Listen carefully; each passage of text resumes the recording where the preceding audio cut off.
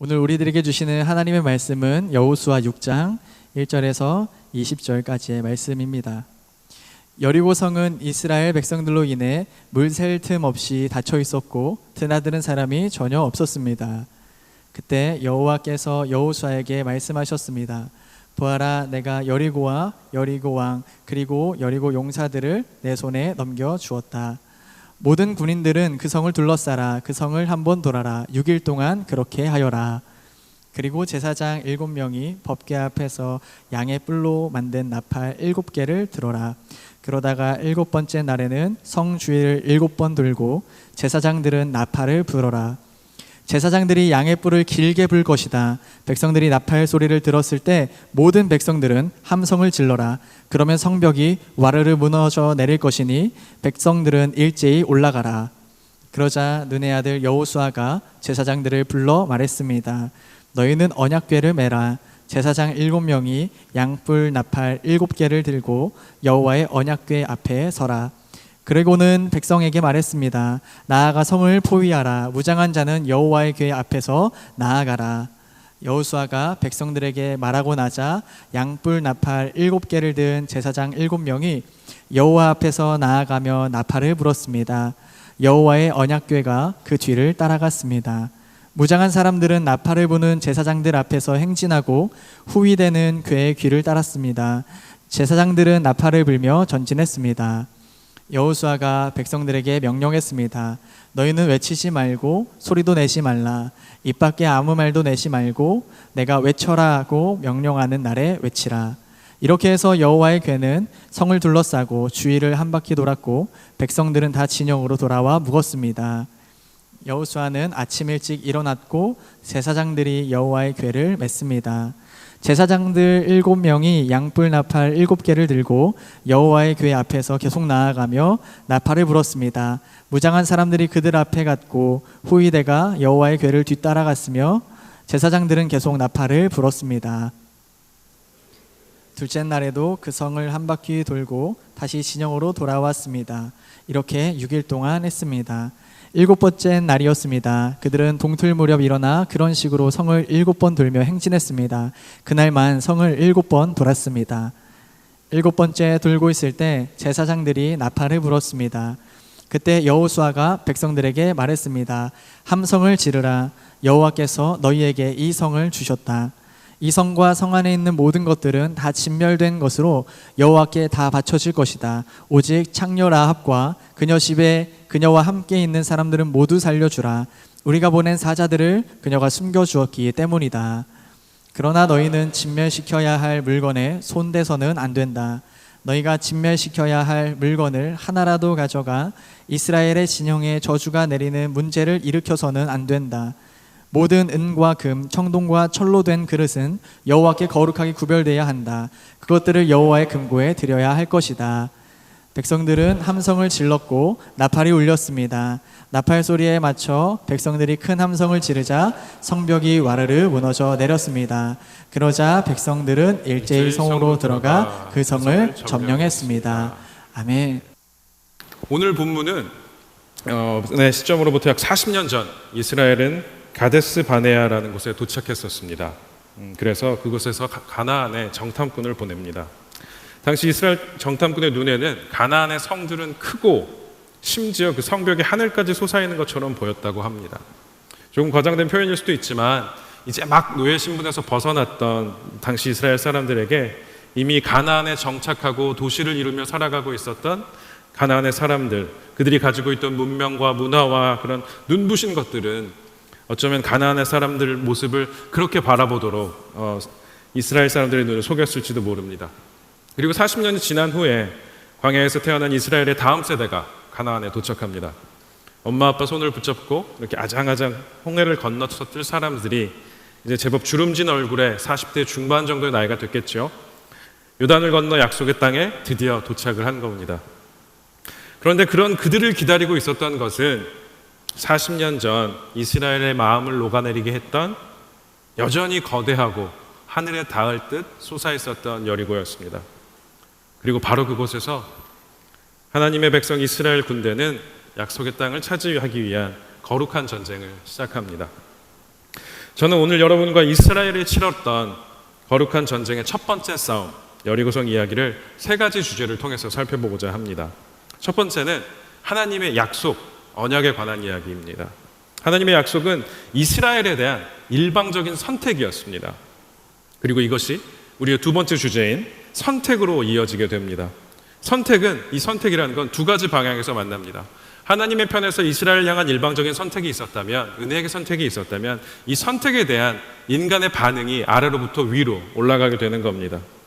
하나는 앞서 말한 하나님의 은혜의 선택이 먼저 놓이고 그에 대한 반응으로 하나님을 향한 믿음으로서의 선택이 만난다는 것입니다. 그리고 이 인간이 하게 되는 선택에는 두 가지가 요구되는데요. 그것은 바로 순종과 용기입니다. 그리고 이 순종의 선택에는 필연적인 희생이 따르게 된다는 사실을 오늘 우리는 함께 나눌 겁니다. 약속, 선택, 희생. 몇 개라고요? 죄송합니다. 제가 아우니치 가가지고 너무 아동부랑만 하다 보니까 이렇게 변해가지고 왔어요. 네, 마이쮸도 들고 왔는데요. 오늘 우리가 나눌 주제, 약속, 선택, 희생인데요. 하나님의 약속, 언약에 대해서부터 먼저 살펴보면 좋겠습니다. 교회에 익숙한 분들이시라면 적어도 한 번은 여리고성에 대해 들어보셨을 겁니다. 그 주변을 몇 바퀴 돌고 소리 한번 크게 질러서 무너졌다 라고 성경이 기록하고 있는 것 같지만 여리고는 결코 만만한 성이 아니었습니다. 여리고성은 외벽과 네 겹의 두 겹의 성벽으로 둘러싸인 천의 요새였다고 합니다. 성벽의 두께는 2m, 2.5m에 달했고 높이는 5m에 이르렀습니다. 게다가 그 동편으로는 종려나무 숲이 있었고 또 반대쪽으로는 가파른 언덕지대로 이렇게 둘러싸인 엄청난 요새, 철옹성 같은 요새였습니다. 다시 말하면 사람의 힘으로는, 특히 이스라엘 군대, 이제 막 광야 생활을 마친 이스라엘 군대가 결코 뚫을 수 없는 곳이었다는 말입니다.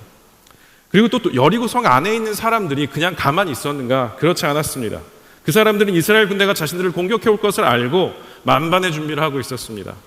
그래서 1절에서 물 셀 틈 없이 닫혀 있었고 드나드는 사람조차 없을 정도로 여리고성을 걸어 잠궜습니다. 여리고 앞에 섰던 여호수아의 마음은 어떻겠습니까? 참 많이 막막했을 겁니다. 광야에서의 경험은 있었죠. 그렇지만 이렇게 요새화된 공간을, 요새화된 그 요새를 공략해 본 적은 없었기 때문에 마음이 많이 힘들었을 겁니다. 그런데 하필이면 또 그 성이 여리고였다는 사실이 여호수아를 더욱 마음 어렵게 했을 것 같습니다. 40년 전 자신과 함께 정탐했던 이들의 마음을 녹여버렸던 그곳이 바로 여리고였기 때문이지요. 여호수아라고 두렵지 않았을까? 그도 마찬가지로 두려웠을 것입니다. 여호수아라고 다른 10명이 보았던 크고 높이 솟아 있었던 여리고를 보지 않았던 것이 아니었기 때문입니다. 게다가 이제는 실제로 움직여야 되는 상황이었습니다. 그때는 보고 오면 됐거든요. 가나안으로 가려면 반드시 이곳을 지나가야 했기 때문에 지금 여호수아는 그곳을 어떻게든 지나가야 합니다. 그런데 어떤 방법도 보이지 않습니다. 그리고 계속 자꾸 보고 있으면 한숨만 나왔을 겁니다. 아무리 위대한 믿음의 사람이라고 할지라도 눈앞에 놓인 여리고를 보며 이런저런 생각으로 마음이 분주해지고 생각이 많아졌을 겁니다. 그리고 여호수아의 시선이 흩어지고 있었던 것 같습니다.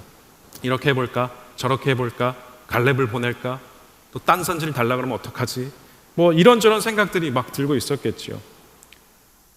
아무리 여리고를 묵상한 듯 답은 나오지 않았습니다. 우리도 그렇지 않습니까?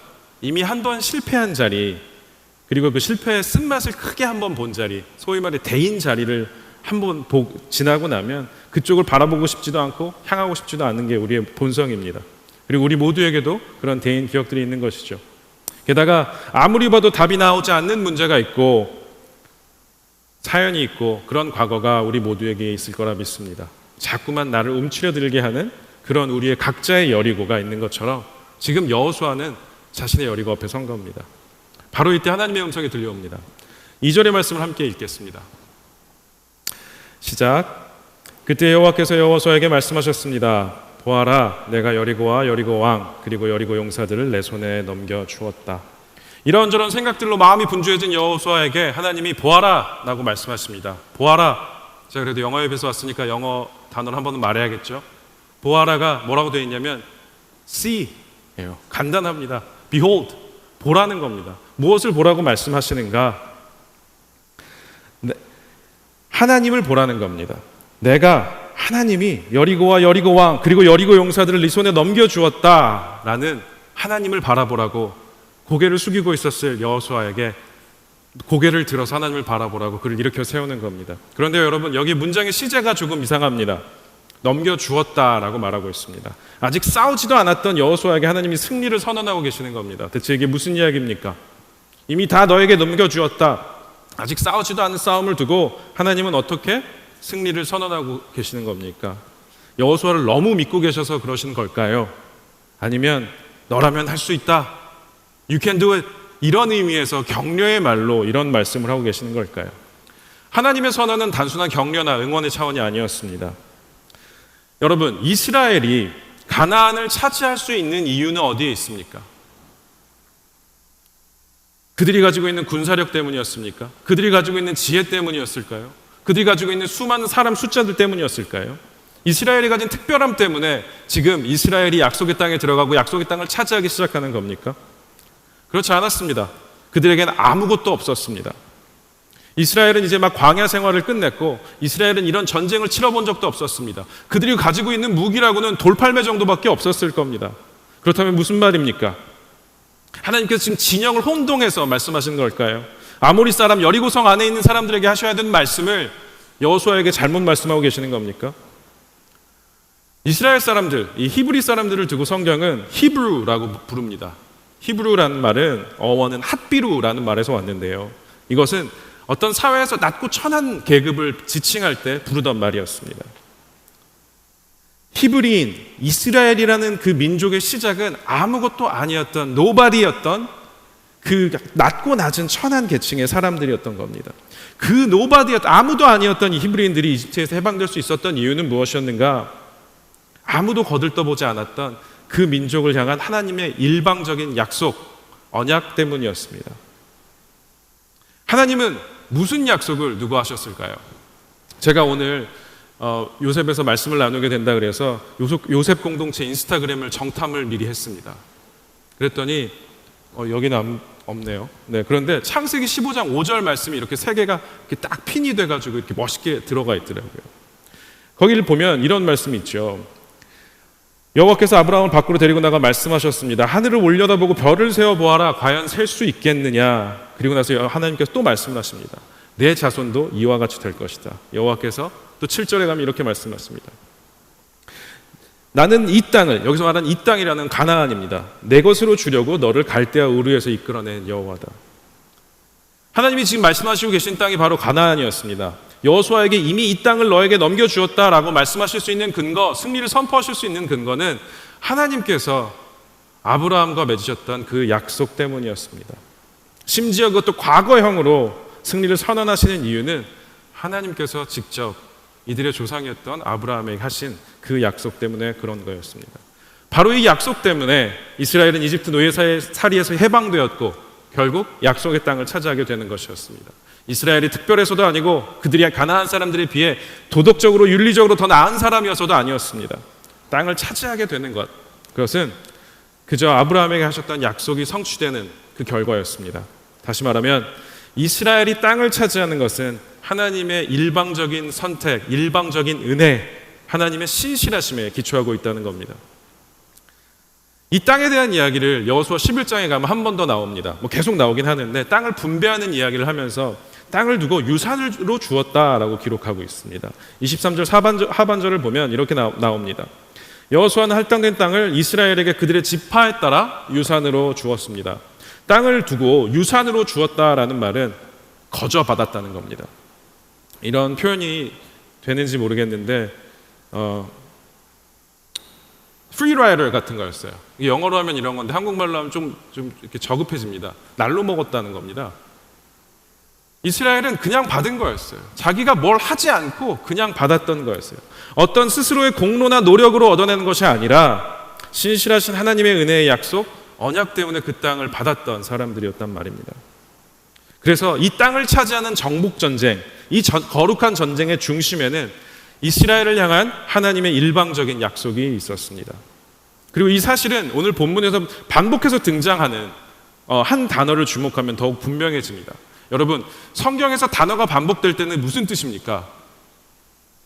맞습니다. 안 들리는데 그냥 말하는 겁니다. 중요하다는 뜻입니다.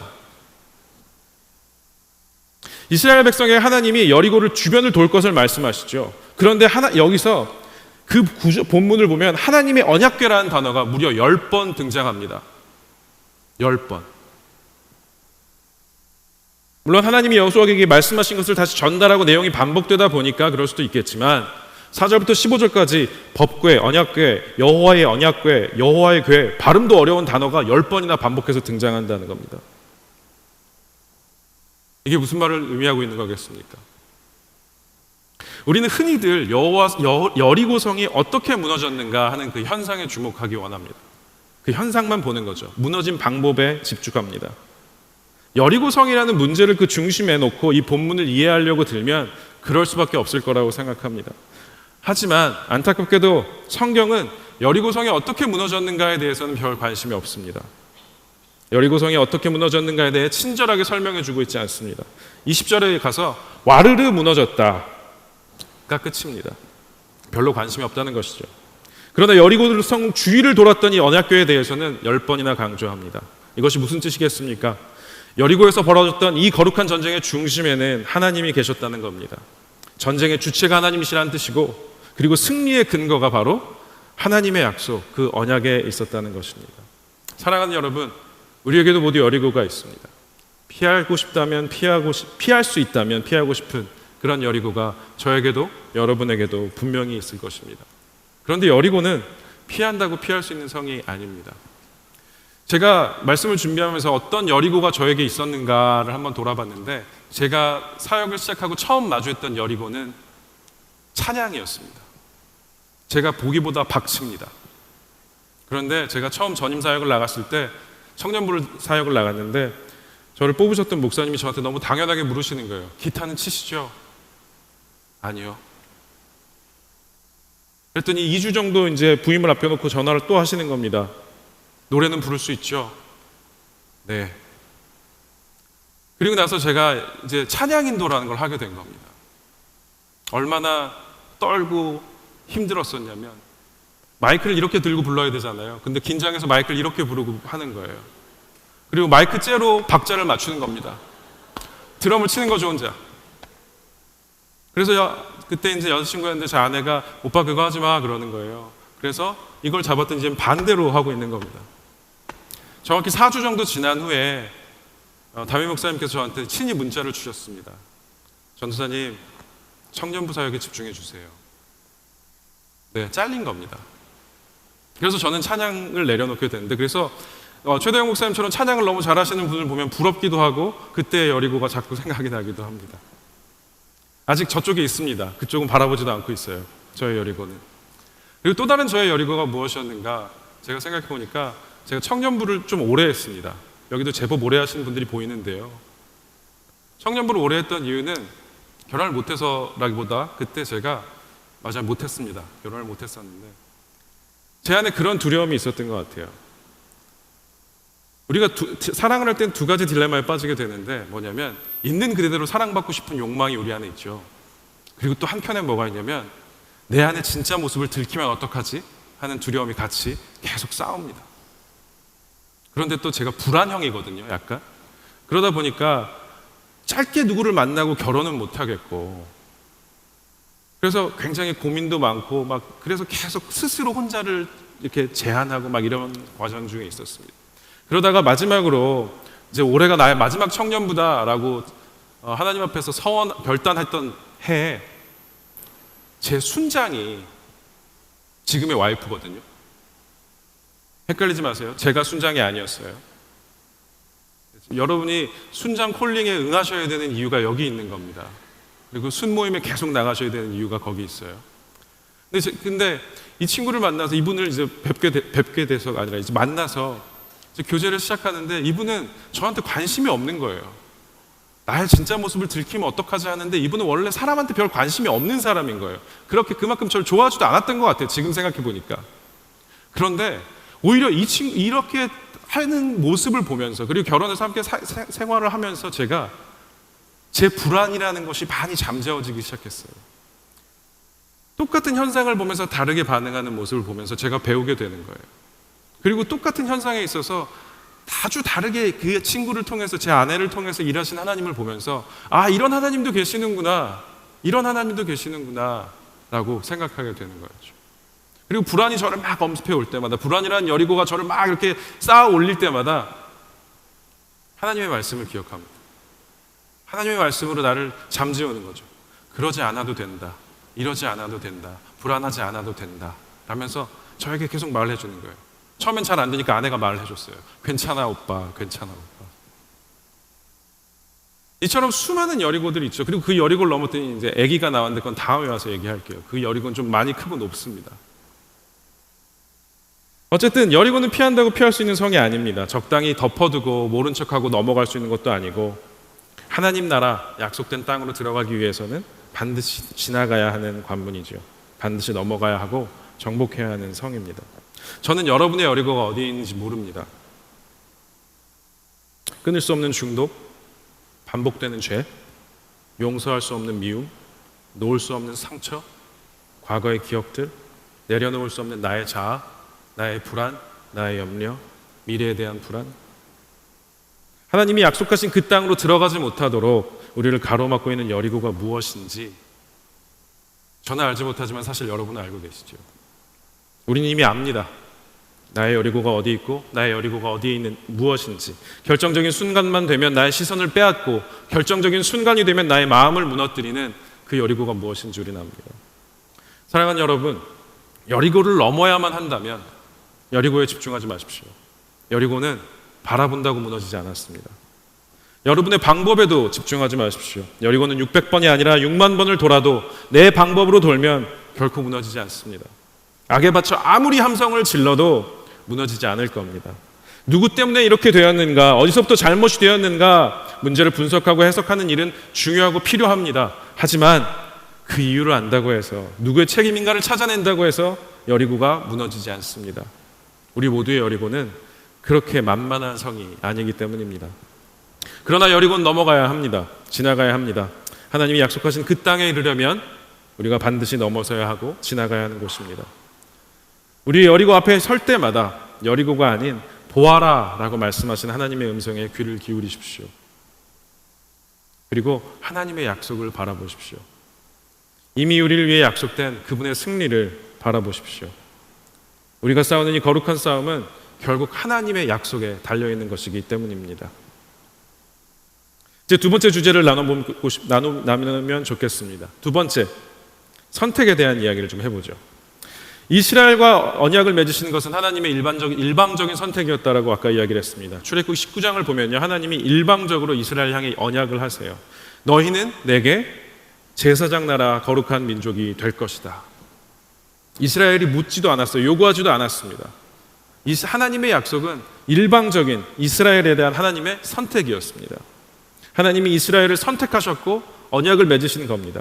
이스라엘을 이집트에서 구출하시기로 한 것도, 광야로 지나가며 가나안에서 승리를 약속하신 것도 모두 하나님의 일방적인 은혜로 비롯된 선택의 결과였습니다. 하나님은 이스라엘을 건져내셔야 할 아무런 하등의 이유가 없으셨습니다. 아브라함에게 땅을 약속하셔야 할 이유도 없었습니다. 어떤 의무도 없으셨지만 하나님은 그렇게 하셨습니다. 그래서 우리는 그걸 은혜라고 부릅니다. 받을 이유 없는 사람에게 거저 주어지는 것, 그것이 은혜입니다. 출애굽의 사건도, 광야에서의 숱한 기적들도, 오늘 여리고에서 이미 주어진 그 승리도 모두 마찬가지입니다. 하나님 편에서 이스라엘에게 은혜를 베푸시기로 작정하시고 결단하시고 선택하시는 것이었죠. 그리고 이스라엘 향해 선언하시는 겁니다. 여리고가 이미 너의 손에 넘겨졌다. 그런데 이런 승리의 선포 뒤에 이해할 수 없는 내용이 따라 나옵니다. 3절부터 5절까지 내용인데요. 2절에서 승리는 주어졌으니까 가서 당장 공격해라 라고 명령하실 것만 같았는데 성 주위를 돌랍니다. 하루에 한 번 돌고 다시 진영으로 돌아오는 일을 6일 동안 시키는 겁니다. 그리고 마지막 날에는 7번을 돌고 제사장들의 나팔 소리에 백성들이 함성을 지르면 성벽이 무너질 것이다 라고 말씀하십니다. 그리고 그때 성벽을 향해 올라가라. 이것이 하나님께서 이스라엘 군대에게 시키신 겁니다. 어떤 군사적인 행동도 아니었고 전쟁과는 전혀 상관없어 보이는 이 일을 시키신 겁니다. 대체 무슨 말입니까? 아무리 읽어도 이해가 되지 않죠. 전쟁 중에 지금 뭘 하라고 하시는 겁니까? 그런데 더 이해가 안 되는 부분이 그 뒷부분이에요. 뭐냐면 이런 이해할 수 없는 요구를 하신 하나님한테 그런 하나님의 명령을 여호수아가 그대로 이스라엘 백성에게 전달하고 이스라엘 백성들을 그걸 그대로 따랐다는 겁니다. 하나님도 이해하기 어려웠지만 그걸 그대로 하고 있는 이스라엘은 더 대단합니다. 이들은 왜 성벽을 도는 겁니까? 이해할 수 없지만 이렇게 하면 성벽이 무너질 것이라고 하나님이 말씀하셨기 때문에 하는 겁니다. 다른 이유는 없습니다.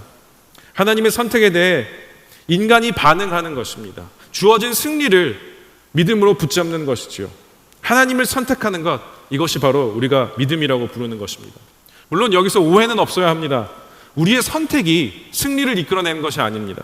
이스라엘 성을 주변을 돌았기 때문에 여리고가 무너진 것은 아닙니다. 우리의 방법이 승리를 이끌어낸 것이 아니란 말입니다. 우리가 무언가를 해서 그 승리를 얻어냈다는 말을 하는 것이 아닙니다.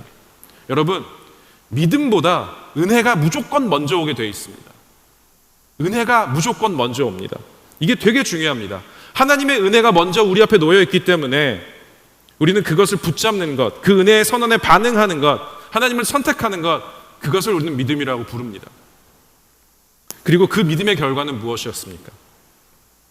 히브리서 11장 30절의 말씀을 한 목소리로 읽으면 좋겠습니다. 시작.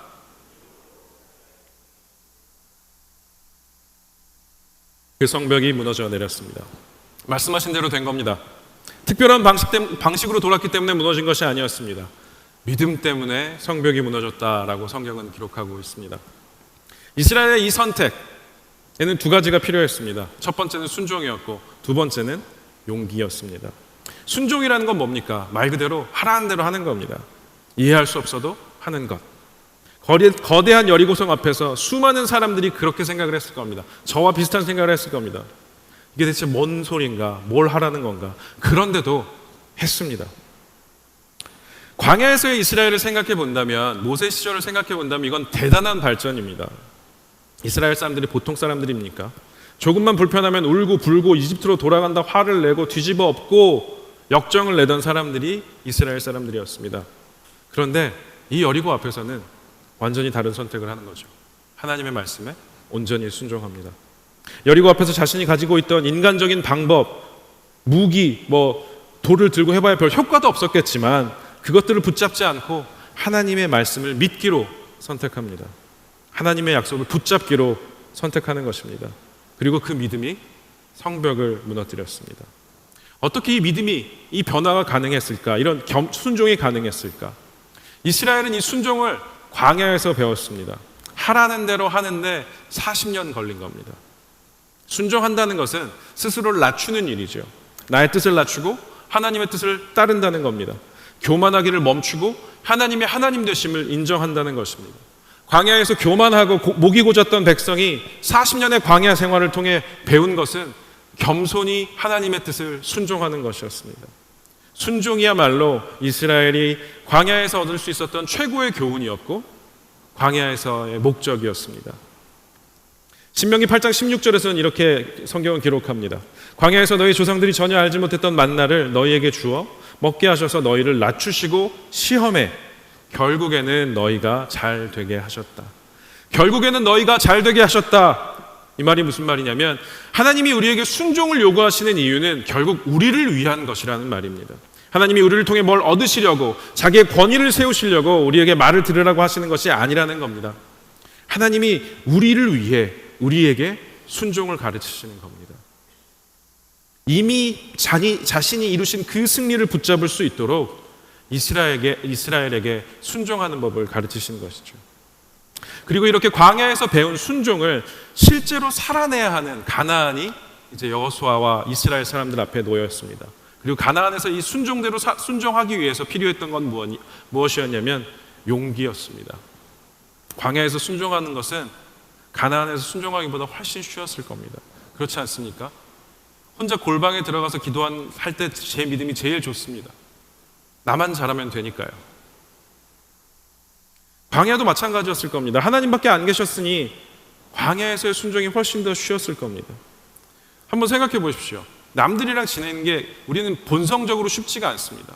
예를 들어서 여러분이 케냐에 다녀오셨죠, 얼마 전에.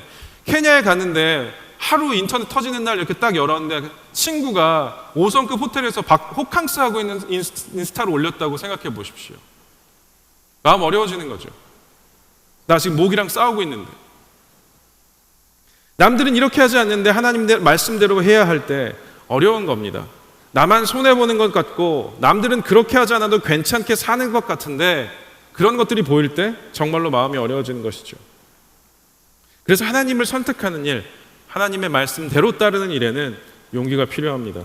아무리 믿음이 좋다고 해도 그것을 살아내려면 용기가 필요한 겁니다. 무슨 용기입니까? 미움받을 용기입니까? 아닙니다. 손해를 감수할 용기입니다. 순종을 했을 때 내가 생각하는 결과나 일이 벌어지지 않더라도, 내가 그린 그림대로 계획대로 가지 않더라도 순종하겠다라고 선택하는 일에는 용기가 필요한 것입니다. 그래서 이 믿음의 선택에는 늘 순종과 용기가 필요합니다. 우리 여기 계신 분들이 모두 좋아하는 구절이 여호수아 1장에 나오죠. 여호수아 1장 6절부터 9절까지 내용을 보면 강하고 담대해라, 강하고 담대해라라는 말이 3번이나 반복됩니다. 아까 말씀드린 것처럼 자주 나온다는 건 중요하다는 이야기죠. 그리고 이게 필요하다는 말씀이기도 합니다. 강하고 담대할 수 있는 이유는 무엇입니까? 여호수아서 1장에 따르면 하나님이 우리와 함께 하시기 때문입니다. 아주 좋습니다. 하나님이 우리와 함께 하신다니까 얼마나 좋습니까?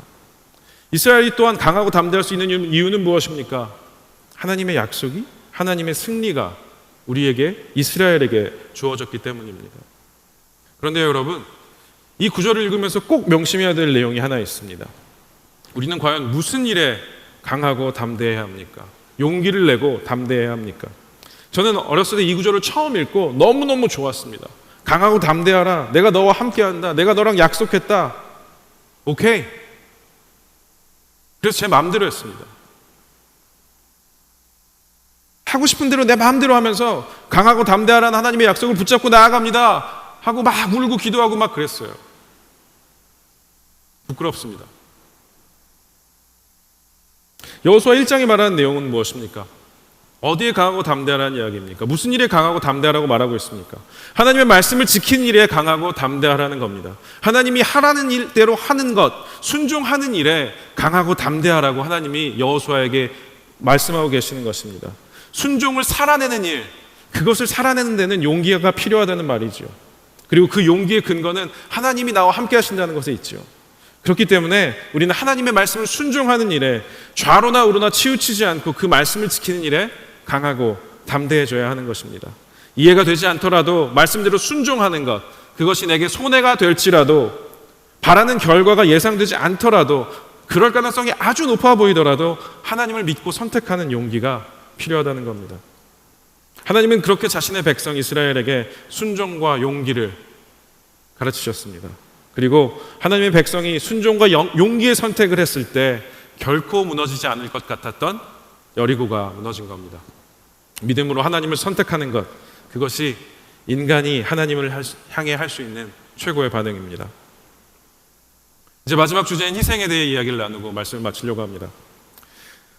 하나님을 따르기로 하는 이 결단, 우리의 선택, 우리의 순종에는 그에 대한 대가, 희생이 따릅니다. 오늘 본문으로 한번 돌아가서 말씀을 보면 좋겠는데요. 17절부터 19절까지의 말씀을 함께 읽도록 하겠습니다. 시작. 이 성과 성 안에 있는 모든 것들은 다 진멸된 것으로 여호와께다 바쳐질 것이다. 오직 창녀 라합과 그녀의 집에 있는 그녀와 함께 있는 사람들은 모두 살려주라. 우리가 보낸 사자들을 그녀가 숨겨주었기 때문이다. 그러나 너희는 진멸시켜야 할 물건에 손을 대서는 안 된다. 너희가 진멸시켜야 할 물건을 하나라도 가져가 이스라엘 진영에 저주가 내리는 문제를 일으켜서는 안 된다. 모든 은과 금, 청동과 철로 된 그릇은 여호와께 구별되어야 한다. 그것들을 여호와의 금거에 드려야 할 것이다. 이 본문이 좀 불편한 본문이었습니다. 그래서 그냥 지나가면 다음 주에 최대용 목사님이 하시겠지라고 생각을 했는데, 진멸한다는 게 무슨 뜻입니까? 하나님께 바쳐진다는 뜻입니다. 그리고 그것은 모두 불살라 없애버린다는 겁니다. 그래서 많은 사람들이 이 부분에 대해서 어렵게 느낍니다. 제가 그랬던 것처럼요. 하나님은 왜 성 안에 있는 모든 것들을 불사르라고 하시는 것일까? 사랑의 하나님이시라면서 어떻게 이렇게 잔인한 명령을 하실 수 있느냐? 이것이 바로 문제 제기의 핵심입니다. 그래서 많은 사람들이 나름의 설명을 내놓았습니다. 다양한 입장에서 본문을 이해하려고 노력을 했죠. 하나님 편에서 서서 설명도 해보고 인간의 편에서도 설명을 합니다. 윤리가 달랐다. 그때는 조금 다른 윤리를 가지고 있었다. 성경은 윤리적인 도덕적인 가치 판단을 하지 않는다. 그리고 또 세대주의적인 해석도 있습니다. 하나님은 다른 방식으로 매 세대마다 개입하신다. 여러 가지가 있어요. 그런데 그 어떤 것도 이 본문을 개운하게 설명해 주지 못합니다. 그나마 가장 설득력 있는 설명은 가나안에 창궐했던 죄와 그에 대한 하나님의 심판으로 이 진멸 전쟁을 이해하는 겁니다.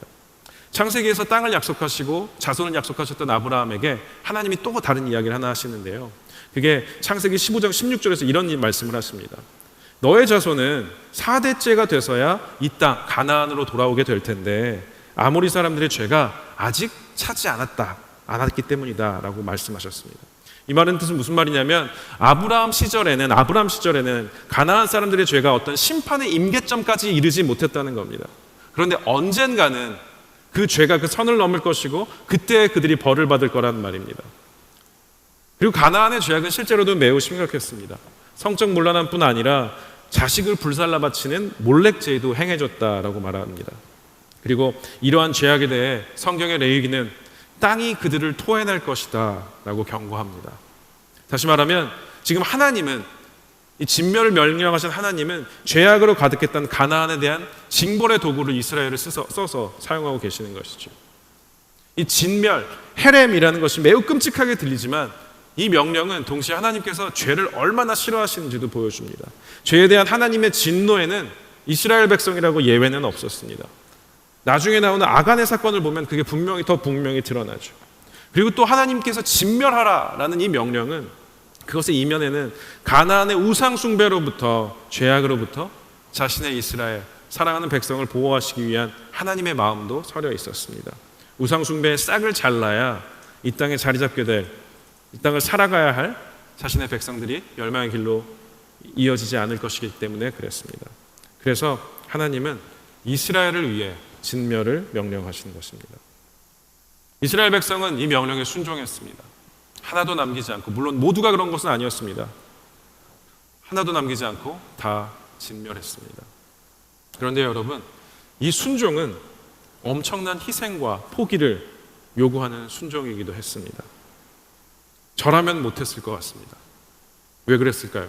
제가 특별히 윤리적이거나 착한 사람이어서 그 사람들을 도륙하고 그런 걸 못했던 게 아닙니다. 철저히 다른 이유 때문에 그랬습니다. 전쟁에서 승리하면 여러분 무엇을 얻습니까? 전리품을 얻죠. 전리품을 얻습니다. 그리고 최고의 전리품은 무엇입니까? 비트코인이요? 사람입니다. 노예죠. 우리가 챗GPT에 열광한 이유는 편리하기 때문에 그래요. 편리함, 우리가 결코 포기할 수 없는 것입니다. 노예를 거느린다라는 것은 나의 수고를 엄청나게 덜어준다는 뜻이고 시간도 절약되는 것이고 몸이 힘들어지지도 않는 겁니다. 그래서 이스라엘 입장에서 진멸 명령에 순종하는 일은 어떤 윤리적인 판단에 따르는 것이 아니라 그런 수준의 문제가 아니라 가장 가치 있는 전리품을 포기한다는 것을 의미했습니다. 전쟁을 통해 얻을 수 있는 최고의 전리품, 노예를, 사람을 포기한다는 것을 의미했습니다. 여러분이라면 그렇게 하실 수 있겠습니까? 나에게 가장 소중한 것을 그렇게 하나님께 내어드릴 수 있겠습니까? 내가 이룬 것만 같은 그 성취에서 나오는 그 결과를 하나님께 온전히 올려드릴 수 있습니까? 이처럼 순종에는 희생이 따릅니다. 그래서 순종이 아주 많이 어렵습니다. 나의 것을 포기해야 하기 때문에 그렇죠. 나의 것을 내려놓아야 하기 때문에 그렇습니다. 손해를 보아야 하기 때문에 그렇습니다. 그러나 하나님이 명령하신 이 거룩한 전쟁이 우리에게 요구하는 것은 바로 이 순종이죠. 나에게 마땅히 주어져야 한다고 믿는 그것을 내려놓는 것, 포기하는 것입니다. 때로는 그것이 아주 어리석어 보이고 이해할 수 없고 내가 손해를 보아야 한다라는 생각이 마음을 없게 할지도 모릅니다. 그러나 그것이 거룩한 전쟁을 살아내야 하는 이들에게 필요한 순종이었습니다. 이 세상에서 가장 거룩한 전쟁을 치렀던 한 사람이 있었습니다. 가장 이해할 수 없고 가장 어리석어 보이고 가장 억울하고 가장 큰 손해를 보면서까지 누구보다 치열하게 피 한 방울 남기지 않고 자신의 삶을 모두 들여 이 전쟁을 싸웠던 사람이 있었습니다. 바로 예수 그리스도셨습니다. 그분은 하늘의 군대를 거느리신 전능하신 왕으로 만군의 주로 오셔서 싸우지 않으셨습니다. 그러는 대신 자기를 비우시고 십자가라는 가장 낮고 가장 수치스러운 자리로 내려오셨습니다. 십자가의 승리를 우리에게 허락하시기 위해 가장 거룩하신 분이 가장 추악한 우리의 자리를 대신하시는 것입니다. 죄가 없으신 하나님의 아들이 우리의 모든 죄를, 모든 죄의 무게를, 진노를, 형벌을 짊어지신 것입니다. 심판을 하셔야 할 그분이 우리 대신 심판을 받으셨고 우리를 거룩하게 구별하시기 위해 스스로 저주가 되신 것, 그것이 십자가였습니다. 우리가 당해 마땅했던 그 진멸을 하나님 스스로 하나님의 아들이신 그분께서 짊어지신 것입니다. 돌무더기 하나도 남지 않아야 할 우리의 자리에 예수께서 자기의 몸을 찢어내어 주심으로, 피를 흘려 보내주심으로, 목숨을 내어주심으로 우리가 감당해야 할 대가를 완전히 치르신 것입니다. 그래서 십자가는 가장 거룩한 전쟁이 벌어졌던 자리였습니다. 하나님께서 우리를 그리스도 안에서 선택하셨고 또한 예수 그리스도께서는 죽기까지 하나님의 뜻에 순종하심으로 우리에 대한 하나님의 사랑을 확증하신 것입니다. 그리고 바로 그 십자가를 통해 우리에게 가장 거룩한 영원한 승리가 주어진 것입니다. 사랑하는 요셉 공동체 여러분, 이스라엘이 싸워야 했던 그 거룩한 전쟁의 중심에는 하나님의 약속이 있었습니다. 우리가 살아내야 할 거룩한 전쟁의 중심에는 예수 그리스도의 십자가가 있기를 바랍니다. 여리고가 우리를 막아설 때마다, 우리의 마음이 녹아내릴 것 같을 때마다 이미 우리를 위하여 승리하신 예수 그리스도를 기억하십시오. 그리고 십자가 위에 뿌려진 그 거룩한 약속을 붙잡으십시오. 사랑하는 여러분, 십자가를 선택하십시오. 그 길이 내가 이해할 수 없고 손해를 보는 길일지라도 그 길을, 예수께서 걸으셨던 그 길을 따라 걸어가십시오. 그 길을 걸어갈 때 만군의 주 하나님께서 우리를 위하여 싸우실 것입니다. 함께 기도하겠습니다.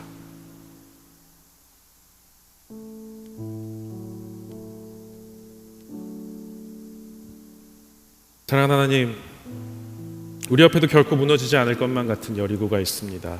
끊을 수 없는 습관이 있고 용서하지 못하는 마음이 있고 지워지지 않는 상처와 두려움이 우리를 자꾸만 붙잡습니다. 우리의 힘으로는 도저히 무너뜨릴 수 없는 그 여리고 앞에 다시 한번 서서 하나님의 약속을 바라봅니다. 하나님을 선택하는 믿음을, 순종을, 용기를 우리에게 허락하여 주십시오.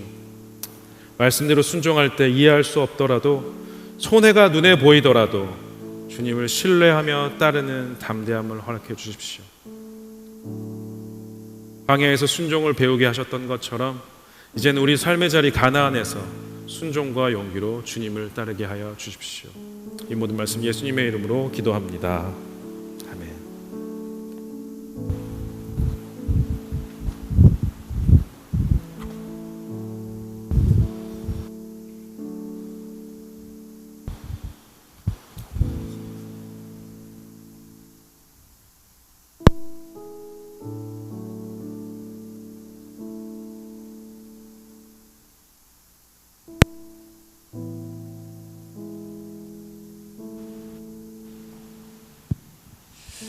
네, 저희 말씀을 기억하면서 같이 기도하겠습니다. 기도하실 때 하나님,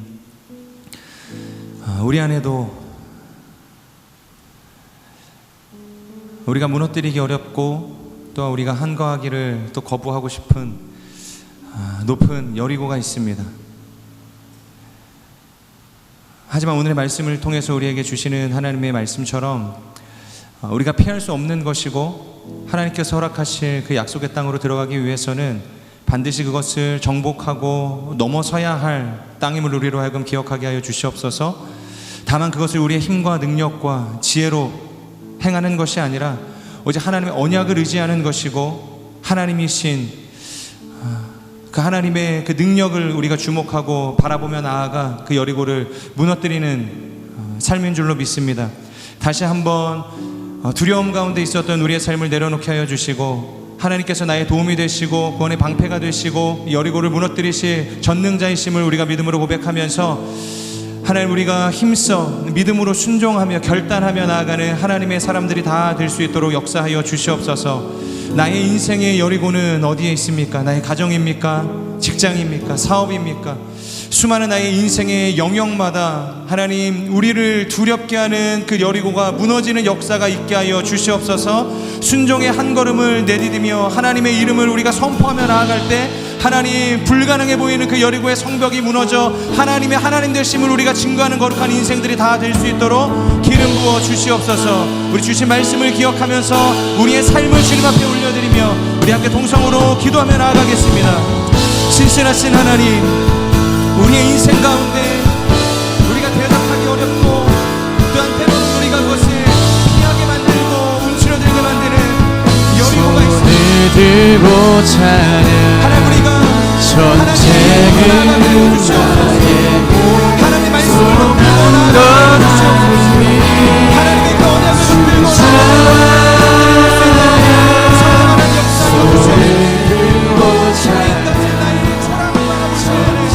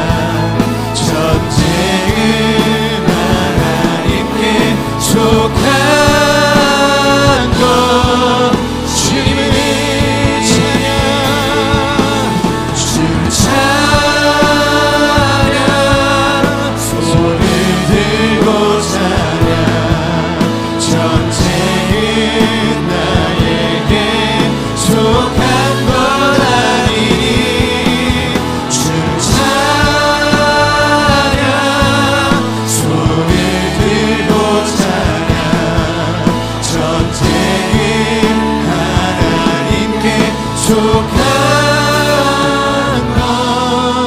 것이니. 거룩하신 하나님, 우리 앞에 있는 여리고를 바라보지 않게 하여 주시고 하나님 바라보는 거룩한 세대 되게 하여 주시옵소서. 히브리인 같은 초라한 나의 인생 바라보지 않게 하여 주시고 나를 자녀로 부르시는 하나님 안에서의 그 정체성을 바라볼 수 있는 거룩한 인생이 될 수 있도록 역사하여 주시옵소서. 나의 힘과 능력과 경험을 의지하지 않게 하여 주시고 나를 지명하셔서 선택하신, 그리고 우리와 언약을 맺으신 그 은혜의 하나님을 바라볼 수 있도록 하나님 우리를 인도하여 주시옵소서. 우리로 하여금 여리고로 나아가지 못하게 하는 하나님 그 성벽은 무엇입니까? 다시 한번 하나님을 바라보며 하늘을 향하여서 우리의 시선을 둘 때 그 여리고가 무너지는 놀라운 역사가 일어나게 하여 주시옵소서. 그래서 그 약속의 땅으로 들어가 하나님께서 우리에게 허락하시는 기업을 마음껏 누리는 복된 인생들 다 될 수 있도록 기름 부어 주시옵소서. 우리 한 번 더 기도하며 나아갈 때, 하나님, 무더운 여름이 지나가고 이제 가을이 찾아오고 또 새로운 시즌이 우리 가운데 다가올 것입니다. 하나님, 지난 모든 시간들을 다시 한번 하나님 안에서 기억하게 하여 주시고 하나님께서 주신 우리 안에서의 그 수많은 은혜들을 우리가 바라보게 하여 주시고 하나님이 한 시즌을 아름답고 은혜롭게 기쁨과 감사함으로 마무리하며 하나님 앞에 올려드리는 거룩한 시간들이 될 수 있도록 성령 하나님 역사하여 주시옵소서. 하나님께서 우리에게 부흥이라는 키워드를 주시고 정말로 부흥하는 한 시즌을 보내게 하신 그 하나님을 우리가 찬양하게 하여 주시옵소서. 또한 하나님께서 새로운 그 시즌 우리에게 어떠한 은혜를 주시고 어떠한 길로 이끌어 가실 것인가에 대한 믿음과 기대와 소망함을 가지고 준비하는 한 시간이 될 수 있도록 하나님 우리를 인도하여 주시옵소서. 우리 다시 한번 간절히 기도하며 나아갈 때 하나님 지나온 모든 시간들 다시 한번 주님 앞에 감사하며 나아가는 시간 되게 하여 주시고 다가올 모든 시즌들 주님 안에 기대와 소망과 기쁨을 가지고 기도하는 시간들이 될 수 있도록 역사하여 주시옵소서. 우리 믿음으로 주여 이름 크게 한번 부르짖으며 통성으로 기도하며 나아가도록 하겠습니다. 주여 주의 말씀을 의지하여 신실하신 하나님, 하나님께서 은혜 가운데 요새 공동체를 부흥하는 한 시즌으로 달려오게 하신 하나님을 찬양합니다. 정말 하나님 그 산을 바라보게 하여 주셨고 너희 자손을 별과 같이 바다의 모래알과 같이 풍성하게 하시겠다 말씀하셨던 그 하나님의 그 언약을 붙들고 우리가 나아온 만큼 요새만에 그런 놀라운 하나님의 은혜를 부어주셨음을 우리가 믿음으로 고백합니다. 지난 모든 시간들을 바라보며 기억하며 하나님 우리가 기도할 때 감사가 충만하게 해주시고 기쁨을 충만하게 해주시고 은혜로 충만한 시간들이 될 수 있도록 성령 하나님 역사해 주시옵소서. 이제는 한 시즌을 마무리하고 우리가 또 새로운 시즌을 준비하는 시간들이 갖게 됩니다. 하나님 새로운 리더십들을 하나님 우리가 기도하는 가운데 하나님 준비하게 하여 주시고 정말로 함께 하나님께서 허락하신 이 믿음의 공동체를 이끌어가는 하나님의 사람들을 세워가는 귀한 시간들이 이루어질 수 있도록 하나님 축복하여 주시옵소서. 주님께서 우리에게 말씀하실 때 정말로 믿음의 깊은 곳으로 나아가 우리의 그물을 던질 수 있는 하나님의 예비한 사람들이 세워질 수 있도록 축복하여 주시옵소서. 또 하나님께서 수고한 모든 리더십들 가운데 잘하여 정말 그들의 지나온 시간들을 격려하고 응원하시고 축복하시는 하나님의 그 사랑을 누리는 시간들이 될 수 있도록 기름 부어 주시옵소서. 신실하신 하나님, 내 힘과 능력으로 무너뜨릴 수 없는 그 여리고 앞으로 나를 몰아가실 때 나를 바라보지 않게 하여 주시고 내 경험과 지혜와 능력으로 이 여리고를 무너뜨리지 않게 하여 주시고 오직 하나님은 바라보게 하여 주시고 날 이끌어오신 그 에베네셀의 하나님 여호와 일의 하나님을 의지하며 나아갈 수 있는 하나님의 사람들이 될 수 있도록 기름 부어 주시옵소서. 날 두렵게 하고 날 무기력하게 하고 나를 실패하게 만드는 여리고는 어디입니까? 다시 한번 하나님 우리가 기도하며 나아갈 때 그 여리고를 기억하게 하여 주시고 그 여리고 앞에서 두려워 떠는 인생 되지 않게 하여 주시고 하나님을 바라보며 하나님께서 행하실 그 승리를 하나님 선포하며 나아가는 거룩한 인생들 다 될 수 있도록 역사하여 주시옵소서. 나의 가정 안에 있는 여리고가 무너지게 하여 주시고 나의 직장과 사업의 터전 가운데 있는 여리고가 무너지게 하여 주시고 내가 걷는 모든 영역 가운데 있는 나를 두렵게 만드는 그 여리고가 무너지게 하셔서 살아계신 하나님만이 증거되어지는 우리 모두의 인생이 될 수 있도록 기름 부어 주시옵소서. 또한 하나님 이 무더운 여름이 지나가고 또한 하나님께서 이끌어가실 새로운 시즌이 우리 가운데 주어지게 됩니다. 정말 하나님 마지막까지 우리가 착하고 충성된 종으로 하나님 안에서 즐거이 헌신하는 리더십들 되게 하여 주시고, 하나님의 거룩한 예배자들 되게 하여 주시고, 또한 새롭게 맞이해야 할, 준비해야 할 그 시즌 가운데 하나님께서 예비하신 하나님의 리더십들이 하나님 믿음 가운데, 은혜 가운데, 기쁨과 감사함 가운데, 자원함 가운데 세워지는 놀라운 역사가 있게 하여 주시옵소서. 그렇게 역사하실 주님을 찬양합니다. 감사합니다. 오늘도 우리 가운데 승리를 주실 예수 그리스도의 이름으로 기도드립니다. 아멘. 우리 살아계신 주님께 감사와 큰 영광의 박수 올려드리겠습니다.